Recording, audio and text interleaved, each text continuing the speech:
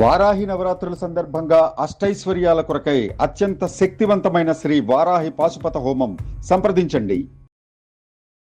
నమస్కారం. నేను మీ గాయత్రి. ప్రస్తుతం మనతో పాటు ఉన్నారు శ్రీ విద్యా ఉపాసకులు గీతా కుమార్ గారు. అమ్మతో మాట్లాడదాం. నమస్తే అమ్మా. శ్రీ గురుభ్యో నమః, శ్రీ మాత్రే నమః. నమస్తే అమ్మా. అమ్మ, శాకాంబరి అమ్మవారి పూజ యొక్క విశిష్టత ఏంటి అమ్మా అసలు?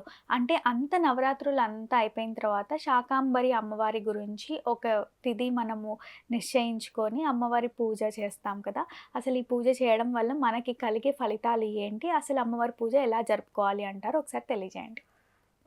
శాకాంబరి అలంకరణ అంటాము. శాకాంబరి అంటేనే సాక్షాత్తు అన్నపూర్ణాదేవి, అన్నపూర్ణ అమ్మవారు. అంటే ఈ శక్తి అంతా మనం ఇప్పుడు ప్రజలు నివసిస్తున్న ఇది అంతా కూడా అమ్మవారి నుండి వచ్చిన శక్తే. ఆవిడే పంట, ఆవిడే పాడి, ఆవిడే ధనము, ఆవిడే సంపద. అంటే ఏదైనా కూడా మనకు అమ్మవారి నుండే లభిస్తుంది. అవును. దీంట్లో అన్నపూర్ణాదేవి మనకి తెలుసు, అన్నపూర్ణమ్మ. ఎందుకంటే కాశీ విశాలాక్షి కాశీలో ఉంటుంది. ప్రతి ఒక్కరికి కూడా ఆవిడని సేవిస్తే మనకి అన్నానికి లోటు ఉండదు అంటారు. అంటే మొత్తం జగత్తుకంతా తల్లి తండ్రి ఎవరు? పార్వతి పరమేశ్వరులు. తర్వాత అంటే మనం ఎలా భావించాలి అంటే, నా తల్లి తండ్రి పార్వతి పరమేశ్వరులు, నా బంధువులు ఎవరు? పార్వతీ పరమేశ్వరులను ఎవరైతే భక్తులుగా సేవిస్తుంటారో వాళ్ళంతా నా బంధువులే అని మనకి ఆదిశంకరాచార్యులు చెప్తారు. ఇప్పుడు ఈ శాకాంబరి అలంకరణ పూజ ఎలా వచ్చింది అని అంటే, ప్రతి ఒక్కరు కూడా గుర్తుపెట్టుకోవాల్సిన విషయం ఏమి అంటే, అమ్మవారు మనల్ని పోషిస్తుంది. అమ్మవారి యొక్క క్షీరాన్ని సేవిస్తూ మనం బతుకుతున్నాము చెప్పాలంటే. ఇది నిజం.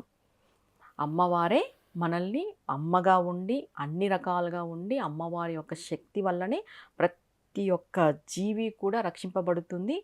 బ్రతుకుతున్నది కూడా అమ్మవారి యొక్క శక్తి వల్లనే. ఆవిడే ప్రతి ఒక్క జీవిని, అంటే ఆడ మగ పిల్ల పెద్ద అందరినీ కూడా పోషిస్తానేది ఆవిడే శక్తినే. ఇది అందరు తెలుసుకోవాల్సిన విషయం. సో పూజ కూడా ఎవరైనా చేసుకోవచ్చు, ప్రత్యేకంగా లేదా పంటలు పండించే వారే చేసుకోవాలి? ఎవరైనా చేసుకోవచ్చు ఈ పూజ. అంటే మాకు తిండికి లోటు ఉండకూడదు, మా ఇంట్లో ధనధాన్యానికి లోటు ఉండకూడదు, మేము 10 మందికి పెట్టే స్తోమతలో ఉండాలనుకున్న వాళ్ళందరూ ఈ శాకాంబరి యొక్క పూజ చేసుకోవచ్చు. అసలు ఎలా వచ్చింది ఈ శాకాంబరి యొక్క అలంకరణ కానీ, ఆవిడ ఎలా వచ్చింది, శాకాంబరిగా ఆవిడ ఎలా వచ్చింది అని అంటే, పూర్వము హిరణ్యకశ్యపుడు యొక్క ముని మనవడు దుర్గముడు అనే రాక్షసుడు ఉండేవాడు అనమాట. అంటే ప్రహ్లాదుని యొక్క మనవడు. హిరణ్యకశ్యపుడికి ముని మనవడు దుర్గముడు అనే రాక్షసుడు ఉండేవాడు. ఈ రాక్షసుడు ఏం చేశాడు అని అంటే, దేవతలకి ఋషులకి మునులకి కూడా ఈ ఆహార పదార్థాలు ఏవి ఉండకూడదు, పాడి పంట ఏవి ఉండకూడదు అని తపస్సు చేసి వరం పొందింటాడు. ఎప్పుడైతే దుర్గముడు ఈ వరం పొందినాడో, మొత్తం దేశంలో ఈ పాడి పంట తినడానికి ఏం లేకోకున్నట్టు అల్మటించి ప్రజలంతా ఇదైపోతుంటారనమాట. ఇంకా మన మహర్షులు అందరూ కైలాసానికి బయలుదేరుతారు. అసలు ఏంటి దేశానికి ఇలాంటి పరిస్థితి వచ్చింది, ఇలాంటి దుస్థితి వచ్చింది, ఏం చేయాలి, పోదాం. ఈ సృష్టికి మనం ఇంతకుముందు చెప్పుకున్నట్టు తల్లి తండ్రి ఎవరు? పార్వతి పరమేశ్వరులు కదా. మనం అమ్మవారిని అడుగుదాం, ఎందుకు ఇలాంటి పరిస్థితి వచ్చింది అని వీళ్ళు కైలాసానికి వెళ్తారు. మొత్తం మునులు మహర్షులంతా వెళ్ళి అక్కడ అమ్మవారికి అంతా వీళ్ళ బాధ అంతా వాపోస్తారు, చెప్తారు. ఇంకా మొత్తం చెప్పిన తర్వాత అమ్మవారు సరే ఫస్ట్ మీరు భోంచేయండి అని చెప్పి, అప్పుడు అమ్మవారు ఏం చేస్తుంది, శాకాంబరి యొక్క అలంకరణ తీసుకుంటుంది అనమాట. శాకాంబరి యొక్క అలంకరణ తీసుకొని వాళ్ళకి భోజనం పెడుతుంది. పోయిన మునులకి ఋషులకి అందరికీ కూడా భోజనం పెడుతుంది. భోజనం పెట్టిన తర్వాత ఈ దుర్గముడితో పోరాడాలి, యుద్ధం చేయాలి.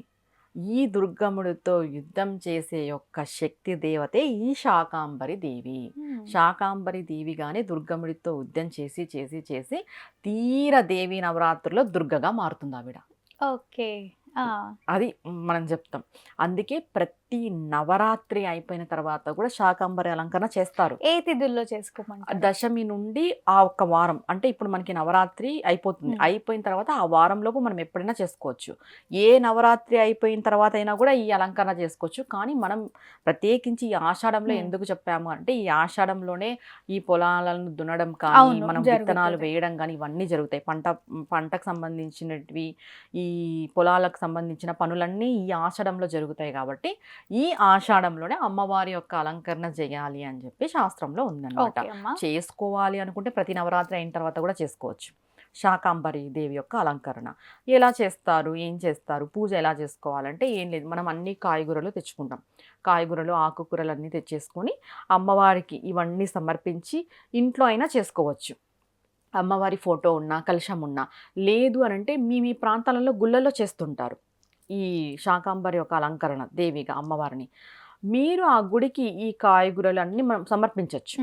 దేవాలయానికి అన్నీ సమర్పించేసి అవి ఎలా చేయాలి, ఒక 2 రోజులు కానీ 3 రోజులు కానీ కొంతమంది పెడతారు. కొంతమంది సాయంత్రానికి అలంకరణ తీసేస్తారు. తీసేసి మొత్తం పేద ప్రజలకైనా పంచొచ్చు, యాచకులకైనా పంచొచ్చు, లేదు బ్రాహ్మణ్స్కైనా కూడా పంచొచ్చు. అంటే ఫస్ట్గా మొదటి స్థానం బ్రాహ్మణులకే దానంగా ఇస్తారు. మేము ఇవన్నీ పూజలు ఏమి చేసుకోలేమండి అనే వాళ్ళు ఉంటారు కదా, మేము ఈ అలంకరణ చేసుకోలేము, అలాంటి వాళ్ళు కూడా డైరెక్ట్గా ఈ శాకాంబరి చేసే తిథులలో మనం మామూలుగా 3 రోజులు చేస్తారు, కొంతమంది 5 రోజులు చేస్తారు, కొంతమంది వారం రోజులు చేస్తారు. ఖచ్చితంగా అంటే 3 రోజులు ఖచ్చితంగా చేస్తారు. ఇది జనరల్గా అందరు గుళ్ళల్లో చేసేది. ఇలాంటి వాళ్ళు బ్రాహ్మణునికి కూడా ఆ 3 రోజులు ఈ కూరగాయలని అన్నిటినీ కూడా, అంటే స్వయం పాకం అంటాం కదా, ఈ స్వయం పాకం బ్రాహ్మణులకి దానం ఇవ్వడం వల్ల కూడా చాలా చాలా మంచిది. సాక్షాత్తుగా అమ్మవారి యొక్క స్వరూపము ఈ శాకాంబరి యొక్క స్వరూపం. మనం నార్మల్గా ఏమనుకుంటాం, అలంకారం మాత్రమే అంటాం. కాదు, ఇది కేవలం అలంకారం మాత్రమే కాదు, ఆవిడే వచ్చింది మనకి తల్లిగా, మనల్ని ఈ సృష్టిని అంతటిని కూడా పోషిస్తుంది, పాలిస్తూ ఉన్నది ఒక ఆ అమ్మవారి శాకాంబరి రూపంగా. ఆ అమ్మవారు ఉండి మనకి తిండి పెడుతుంది. ఈరోజు మనం ప్రతి ధాన్యం గింజ మనం తింటున్నాము, మనం బ్రతుకుతున్నాము అంటే ఆవిడ వల్లనే.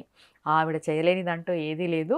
ప్రతి ఒక్కరూ కూడా ఈ శాకాంబరి దేవి యొక్క పూజ కానీ అలంకరణ చూసినా, పూజ చేసుకున్నా కూడా మనకి తిండికి లోటు ఉండదు అని చెప్తారు. అంటే ధనధాన్యానికి లోటు ఉండదు అంటారు.